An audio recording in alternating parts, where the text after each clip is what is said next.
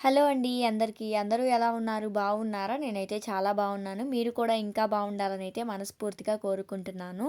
Welcome to my channel Sreeja Jannu village vlogs. ముందుగా video నచ్చితే గనక వీడియోకి ఒక చిన్న లైక్ చేయండి. అలానే మన ఛానల్‌ని సబ్స్క్రైబ్ చేసుకొని సపోర్ట్ చేస్తూ ఉండండి. అలానే ఈ వీడియోని లాస్ట్ వరకు చూసి ఎలా అనిపించిందో ఖచ్చితంగా కామెంట్ చేయండి. పొయ్యి మీద వంటలు చేయడమే రాని నేను పొయ్యి మీద పచ్చడి చేయడానికి ప్రిపేర్ అయిపోయాను. ఏం పచ్చడి పొయ్యి మీద ఏం చేస్తారు అని అనుకుంటున్నారా? ఈరోజు ఫ్రాన్స్ పికిల్ అయితే పడుతున్నాను. అది ఎలా చేశానో అదంతా కూడా ఈ వ్లాగ్‌లో చూపిస్తాను. ఏ పనైనా సరే నాకు రాదు అనే దానికన్నా కూడా నేను చేయగలను అనే దాంట్లోనే ముందుకు వెళ్ళామనుకోండి, ఏ పనినైనా సరే ఈజీగా సక్సెస్ పొందొచ్చు. ఖచ్చితంగా ఇప్పుడు నేను ఒక ఎగ్జాంపుల్ చెప్తాను చూడండి. ఇప్పుడు ఈ పచ్చడి పట్టడం నాకు పొయ్యి మీద అయినా సరే నాకు రాదు అనిపించింది ఫస్ట్. కానీ తర్వాత అనిపించింది నార్మల్‌గానే కదా! ఎలాగో గ్యాస్ మీద ఎలా చేస్తామో సేమ్ అలానే కింద మంట వస్తది. ఏమైంది మనం చేద్దాము అని చెప్పేసి కూర్చున్నాను. అలాంటిది ఈరోజు నన్ను ఇంత ముందుకు తీసుకొస్తదనైతే అసలు అనుకోలేదు. అంటే మాకు ఈ పచ్చడి ఎలా వస్తుందో పోతుందేమో అనుకున్నాను. అంటే ఎలా వస్తుందో ఏమో కుదరదేమో అనుకున్నాను. కానీ చాలా బాగా వచ్చింది. మీరు కూడా ఇలాగే చేసుకోవాలి అనైతే ఏమీ లేదు. నేను ఎలా చేశానో అన్నది మాత్రమే చెప్తాను. అంటే ఇవి ఎక్కువ వేశావు, ఇవి తక్కువ వేశావు అలా అయితే అనకండి. పచ్చడి టేస్ట్ అయితే బానే ఉంది. ఒకవేళ మీరు కూడా చేసుకోవాలి అనుకుంటే గనక మళ్ళీ ప్రాసెస్ చెప్పలేదు అనుకుంటారు కదా! అందుకోసం అని చెప్పేసి కొంతమందికైనా సరే ఉపయోగపడుతుంది అని చెప్పేసి ఈ ప్రాసెస్ అయితే మీకు చూపిస్తున్నాను. ముందుగా నేను బిర్యానీ దినుసులు ఉంటాయి కదా! వాటిల్లో నుండి కొన్ని మిరియాలు అంటే ఒక 4 లేదా 5 మిరియాలని అలానే ధనియాలు ఒక కొన్నిటిని తీసుకున్నాను. అలానే చెక్క, చెక్క ఉంటది కదా! ఆ చెక్కని అంటే బిర్యానీలో వేస్తాం కదా! చెక్క, ఆ చెక్కని అలానే వీటితో పాటుగా స్టార్ పువ్వు ఉంటుంది కదా! దానిని కూడా ఒక రెండిటిని తీసుకున్నాను. ఇవన్నీ కూడా తీసుకొని పొయ్యి మీద పొయ్యి వెలిగించేసుకొని తర్వాత పైన ఒక మూకుడైతే పెట్టుకొని అందులో ఆయిల్ ఏమీ లేకుండా నేను చూపించిన దినుసులు మొత్తము కూడా ఫ్రై చేసేసుకొని ఒక మిక్సీ బౌల్‌లోకి తీసుకున్నామనుకోండి. అవి మిక్సీ పట్టేసుకుంటే సరిపోతుంది. అది అంటే మనం పైన వేస్తాం కదా! లాస్ట్‌లో పౌడరు. ఆ పౌడర్ లాగా యూజ్ చేసుకోవాలి. అంటే మసాలా పౌడర్ అంటారు కదా! పొడి మసాలా అలా అంటారు కదా! ఆ టైప్‌లో.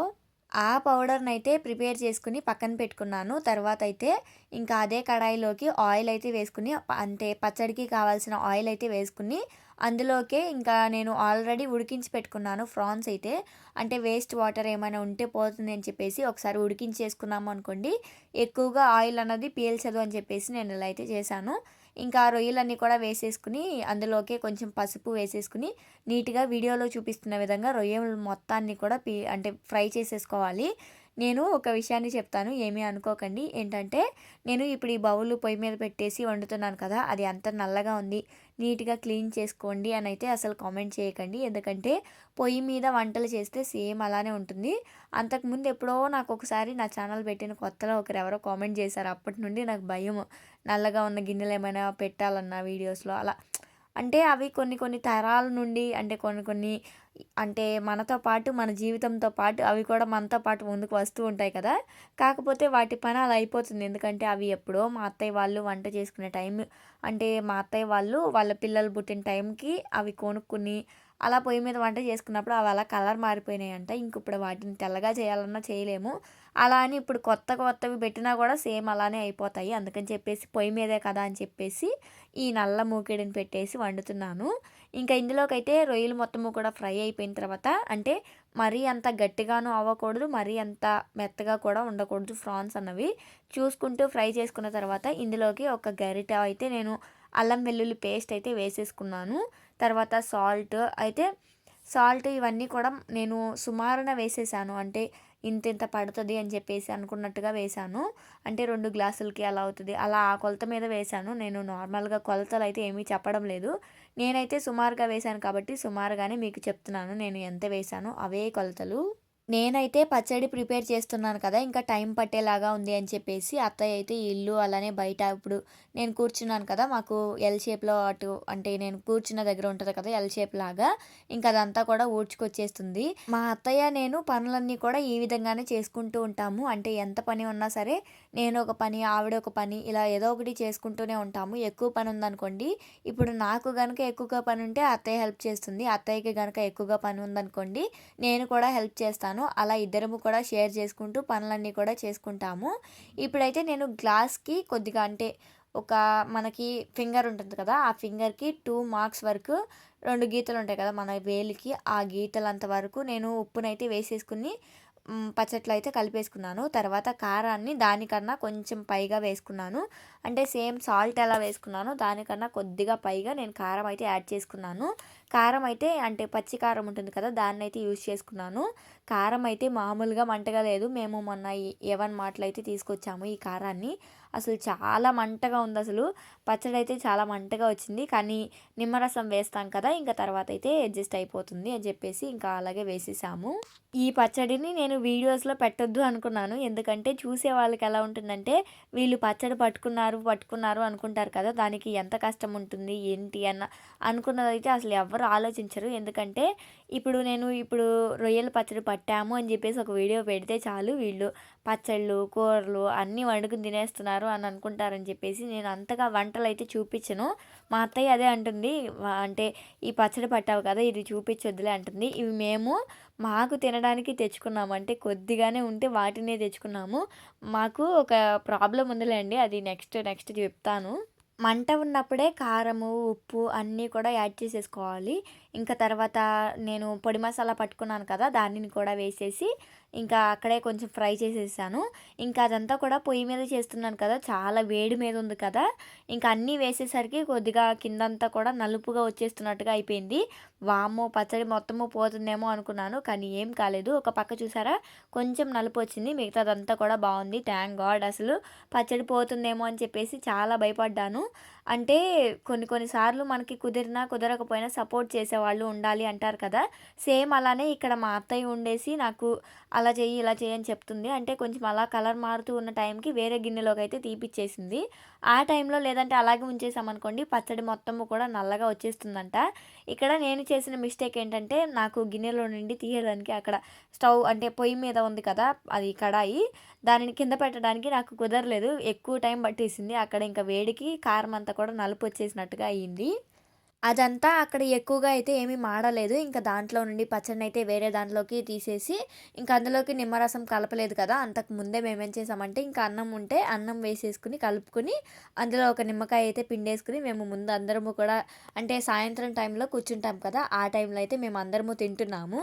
ఇక్కడ మా అత్తయ్య అయితే ఒకటి అంటున్నారు. నేను వ్లాగ్ లాగా షూట్ చేసుకుంటున్నాను కదా! సరే వీడియో తీసుకుందాము ఎలాగో తింటున్నాం కదా! అని చెప్పేసి అంటే పచ్చడి పట్టుకున్నాం కదా! తింటున్నాం కదా! వీడియో తీసుకుందాము అని చెప్పేసి నేను వీడియోనైతే ఆన్ చేసి వచ్చాను. ఇంకా మా అత్తయ్య వీడియో ఆన్ చేసావు కదా! ఎవరైనా ఏమన్నా అనుకుంటారేమో మామయ్యకి నోట్లో పెడుతున్నాను కదా! అనైతే అంటుంది. మనం ఒకరి కోసం అసలు మానాల్సిన పని లేదు. మనం ఎలా ఉంటామో మన లైఫ్ స్టైల్ ఎలా ఉంటుందో సేమ్ అలానే మన వీడియోస్‌లో చూపిస్తాను.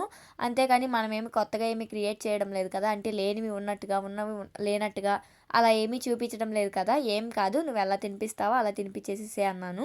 ఇంకా మేమందరము కూడా అంటే ఎవ్రీడే మేమెలా ఉంటామో సేమ్ అలానే నా వీడియోస్‌లో కూడా చూపిస్తాను. ఒకరేదో అనుకుంటారు, ఒకరేదో చేస్తారు, చూస్తారు అని చెప్పేసి మనం మన లైఫ్‌ని మార్చుకోకూడదు. మనం ఎప్పుడు ఎలా ఉంటామో సేమ్ అలానే ఉందాము అని చెప్పేసి మా అత్తయ్యతో అయితే ఇలా అంటున్నాను నేనక్కడ కూర్చుని. ఇంకా అత్తయ్య అయితే నాకు, మామయ్యకి, ఇంక అందరికీ పిల్లలకి అందరికీ కూడా కలిపేసి ముద్దలైతే తినిపిస్తున్నారు. అప్పుడే ప్రిపేర్ చేసిన పచ్చడన్నం అందరము కలుపుకుంటూ చక్కగా కబుర్లు చెప్పుకుంటూ తింటుంటే అబ్బబ్బా! ఆ టేస్ట్ ఎంత బావుందంటే నేను మాటల్లో అయితే వర్ణించలేను. చాలా బావుంది టేస్ట్ అయితే. ఇంకా పచ్చడి విషయం పక్కన పెడితే ఇంకా పచ్చడంతా తినేసిన తర్వాత మాకు కొంచెం సేపు కళ్ళల్లో అలానే గొంతంతా మండినట్టుగా అనిపించింది. అంటే నిమ్మరసం ఎక్కువ పట్టిద్ది అని చెప్పేసి కొద్దిగానే మేము నిమ్మరసం అంటే పచ్చడిలో కొద్దిగానే నిమ్మరసం వేసుకున్నాం కదా! ఇంకా దాంట్లో అంటే రైస్‌లో కలిపేటప్పుడు కొద్దిగానే వేసుకున్నాం కదా! ఆ నిమ్మరసం అయితే సరిపోలేదు. మంటొచ్చేసింది బాగా. ఇంక అదంతా తిన్న తర్వాత కొంచెం సేపు కూల్ అయిన తర్వాత అత్తయ్య నేనైతే బట్టలన్నీ కూడా మడత పెట్టుకుంటున్నాము. అన్నీ కూడా కలిపేసి తీసుకొచ్చేసేసాను. ఇంక మంచం ఉంది కదా! అక్కడ మంచం మీద పెట్టేసేసి అత్తయ్య ఒక పక్కన, నేను ఒక పక్కన అన్ని బట్టలు కూడా మడత పెట్టేసేసుకుంటున్నాము. చూస్తూ ఉండగానే ఇంకా సాయంత్రం అయిపోయింది. చూసారా మా రోజు మొత్తము కూడా ఇలాగే గడిచిపోతుంది. ఎంతో ఆనందంగా, ఆహ్లాదకరంగా, సంతోషంగా ఎన్నో మాటలతో, ఎన్నో ముచ్చట్లతో సరదాగా మాట్లాడుకుంటూ అందరము కూర్చుని ఇంకా పనులు చేసుకుంటూ అన్నీ కూడా మా రోజంతా ఇలాగే గడుస్తుంది. ఇంటి చుట్టుప్రక్కల వాతావరణం చల్లగా పక్షుల అరుపులతో అలానే పక్షుల సౌండ్‌తో అసలు ఎంతో ఆహ్లాదకరంగా అందరము ఫ్యామిలీ మొత్తము ఒక చోట కూర్చుని కబుర్లు చెప్పుకుంటే ఎంత హ్యాపీగా ఉంటుంది మీరే చెప్పండి. అలానే సేమ్ ఇంకా కబుర్లు చెప్పుకుంటూ మా పనులన్నీ గూడా చేసుకుంటూ ఇంకా మేమందరం ఒక చోట కూర్చుని మాట్లాడుకుంటూ ఏమైనా తింటూ సాయంత్రం టైంలో స్నాక్స్ ఏమైనా తింటూ అంటే ఒక్కొక్క రోజు ఒక్కొక్కలాగా తింటూ ఉంటాము. అంటే ఒకరోజు చక్రాలని మాకెలా అనిపిస్తే అలా మా రోజంతా కూడా అలానే గడిపిస్తాము. మడత పెట్టిన బట్టలన్నీ కూడా అత్తయ్యవి లోపల పెట్టేసుకుంది. నేనేమో నావి కూడా లోపల పెట్టేసేసాను. అంతా పనయిపోయిన తర్వాత ఇంకా అత్తయ్య అయితే బియ్యం కడిగి పెట్టేసేసింది. ఇంకా అందరికీ కూడా బియ్యం అయితే కడిగి పెట్టేసేసి అత్తయ్య అయితే నాకిచ్చింది. "పొయ్యి మీద పెట్టేసేయమ్మా" అని చెప్పేసి. ఇంకా నేనైతే పొయ్యి మీద అన్నం కడిగి పెట్టేసేద్దామని చెప్పేసి అయితే వెళ్ళేసి అన్నం పొయ్యి మీద అయితే పెడుతున్నాను. అన్నం అయితే ఈరోజు అందరికీ కలిపేసి పెట్టాము. సాయంత్రం టైంలో కదా! ఇంకా అందరము ఒక్కసారే తింటాం కాబట్టి సరిపోతుందని చెప్పేసి ఇలా కలిపేసి పెట్టేసేసాము. ఇంకా అన్నీ గూడా పనులన్నీ చాలా వరకు కంప్లీట్ అయిపోయినట్టే.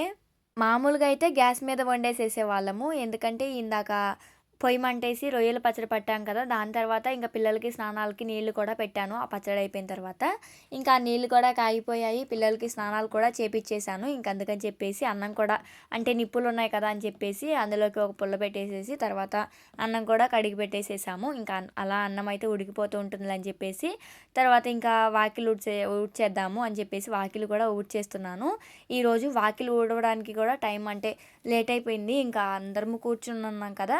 అందరూ కూర్చుని ఉన్న టైంకైతే ఊడవను వాకిలి. అందరూ ఎటు వాళ్ళు అటు సర్దుకున్న తర్వాత నా పనైతే నేను చేస్తాను. ఎందుకంటే అందరము కూర్చుని ఉన్నప్పుడు మళ్ళీ వాళ్ళని ఒక్కొక్కళ్ళని లెగవండి, లెగవండి అని అడగాలి గదా! అందుకని చెప్పేసి అందరూ కూడా ఎటు వాళ్ళు అటు వెళ్ళిపోయిన తర్వాత వాకిలి ఊడవడం స్టార్ట్ చేశాను. అప్పటికి 6:30 అలా అయితే అయిపోయింది. చీకటి పడిపోతుంది. ఇంకా ఉండగా ఉండగా మొత్తం చీకటి పడిపోతుంది. ఇంక అందుకని చెప్పేసి ఈ విధంగా అయితే వాకిలి మొత్తము కూడా ఊడ్చేసుకుంటున్నాను. పనుల్లో ఈ మధ్య ఎంత పనైనా సరే ఈజీగా చేసేసుకుంటున్నాను. అసలు బద్ధకం అన్నదే అసలు రావడం లేదు. ఎందుకో తెలీదు కానీ నా పనులన్నీ కూడా ఇంకా ఇంకా చేసుకోవాలనిపిస్తుంది. అంటే ఇంకా మోటివేషన్‌గా ఇంకా నా పనులన్నిటిని కూడా ఇంకా మార్చుకుంటూ, నా జీవితాన్ని మార్చుకుంటూ అంటే నేను ఎలా బ్రతకాలి అనుకుంటున్నానో అలా బ్రతికి చూపిద్దాము అన్నట్టుగా అయితే అనిపిస్తుంది. నాకు ఇల్లు లేదు అని చెప్పేసి ఎప్పుడు బాధ కలగలేదు. కానీ ఇప్పటికి కూడా అస్సలు బాధపడను. ఎందుకో తెలీదు కానీ నాకు అదొక హ్యాపీనెస్. నాకు ఈ ఇంట్లోనే బావుంది.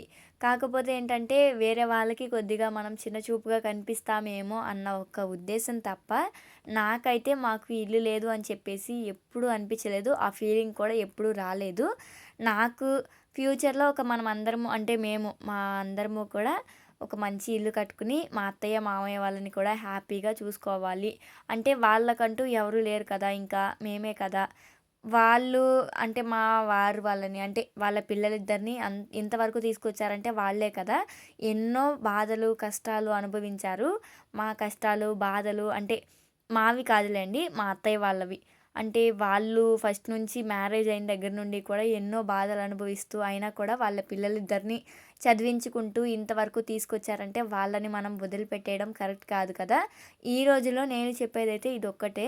ప్రతి ఒక్క తల్లిదండ్రులు కూడా ఎంతో బాగా చూసుకోవడానికి ట్రై చేయండి. ఇది నేననే కాదు, ఎవరైనా సరే మన తల్లిదండ్రులలాగా ఫీల్ అయ్యి అంటే కోడలైనా సరే మన తల్లిదండ్రులు, మన పేరెంట్స్ లాగా చూసుకుంటేనే ఈ రోజుల్లో మన కుటుంబం హ్యాపీగా ఉండగలదు. నేను ఇంకా ఇంకొకటి కోరుకునేదేంటంటే గట్టిగా దేవుడిని మా వాళ్ళ అంటే మాకందరికీ కూడా ఆరోగ్యం బావుండేలాగా చూడు. మేము కష్టపడి సంపాదించుకుంటాము. మేము కష్టపడతాము. మేము ఇల్లు కట్టుకుంటాము. అన్నీ చేస్తాము. మాకందరికీ ఆరోగ్యాన్నివ్వు దేవుడా నీట్‌గా అంటే మాకందరికీ ఆరోగ్యం బావుంటే ఎలాంటి కొండనైనా పగలగొట్టగలము అన్న ఉద్దేశంతో అయితే ఆలోచిస్తాను. అంతే కదా! మీరే చెప్పండి. ఆరోగ్యం బావుంటే ఎలాంటివైనా చేయొచ్చు. అదే ఆరోగ్యానికి గనక ఎక్కడైనా ఒక చిన్న దెబ్బ తగిలినా కూడా అసలు తట్టుకోలేం కదా! అలాంటిదే నేను కోరుకుంటాను ఇప్పటికీ కూడా దేవుడిని.